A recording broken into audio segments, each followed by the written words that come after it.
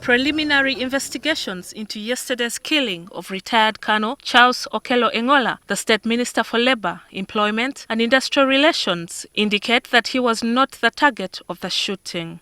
The revelation was made today by Colonel Deo Akiki, the Deputy Spokesperson of the Uganda People's Defence Forces, or UPDF. The first person this soldier shoots is the ADC, the ADC of the principal.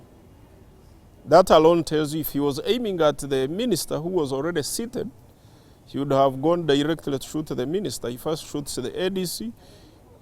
He sees the ADC is down. As he opens, the minister opens the door to find out what is happening. That's when he takes a bullet. Investigations into the murder are being conducted by the police's Criminal Investigations Department, the UPDF's Chieftaincy of Military Intelligence, and the Internal Security Organization. Engola was murdered by his bodyguard, Private Wilson Sabiti, who later killed himself. Colonel Akiki dismissed reports that Private Sabiti may have been indisciplined, saying he graduated at the top of his class in February this year at the Non-Commissioned Officers Academy in Jinja District. Private Sabiti was then deployed to guard the late minister last month. This is a soldier at the rank of a private who was sent to the Non-Commissioned Officers Academy.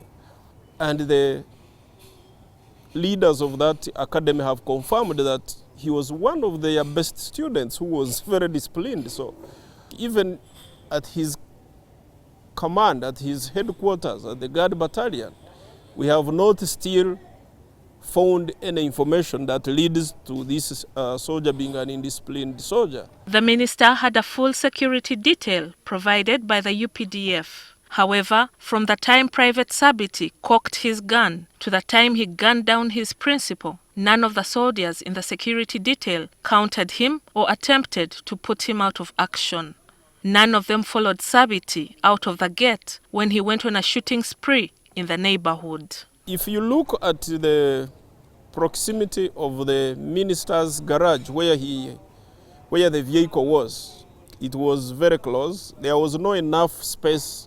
So there was very little time for them to turn around and engage him other than first to take cover because fire was on. And this is an area which is built up.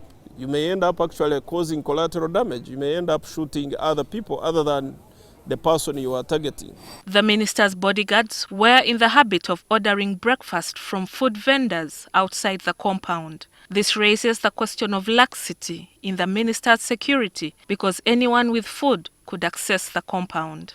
Nembatwalira kyayo munagamba akalinze malagandetera kisumbuusa ne mutwalira wamutwalidde mbadde naakamuwa bwendi ngendola nga ali baggalawo oluggi kinaamanyi mpali amasasi nga gakuba kati ngeno waliyo wammanga abavaayo babiri.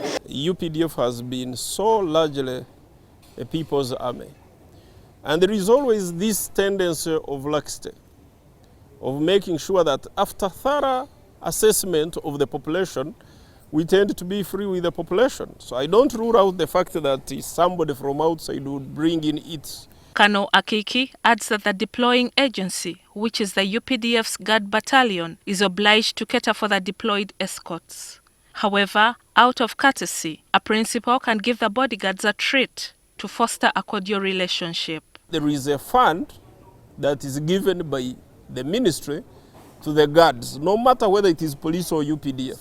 The ones I have at least investigated, it is between 200 and 500. So it depends.